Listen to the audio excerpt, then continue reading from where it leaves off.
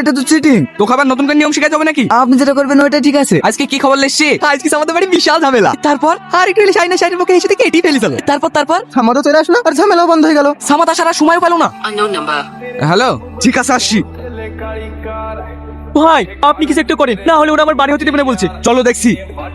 এই পটলা নাকি বাড়ি কাজ আটকে রেখেছে। পটলা বুঝবিনি, আমার নাম বিশু মস্তান। এই পটলটা আবার কথাও বলতে পারে দেখছি। আবার নামটা বলছি দেখে, আমার নাম কুসুম মস্তান। তোর সব্বার লাশ গঙ্গা ভাসি দেবো। ও লে বাবু আমাদেরকে গঙ্গায় ভাসিয়ে দেবে। এই আজিজ, একে গাড়িতে তোল তো। আপনাকে যে কি বলে ধন্যবাদ দেবো। শুধু একটু। তুই তো দেখছি অ্যাক্টিং বেশ ভালোই শিখে গেছি। এতে 10 লাখ টাকা আছে, টাকাগুলো ঠিকঠাক উপর মহলে পৌঁছে দিবি। ঠিক আছে বস।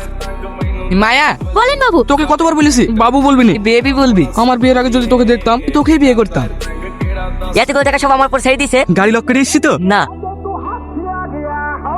গাড়ি কই? এইখানে তো রেখেছিলাম, কোথায় গেল কে জানে। এইবার কি হবে? তাড়াতাড়ি গাড়ি দিয়ে খুঁজে বের করতে হবে।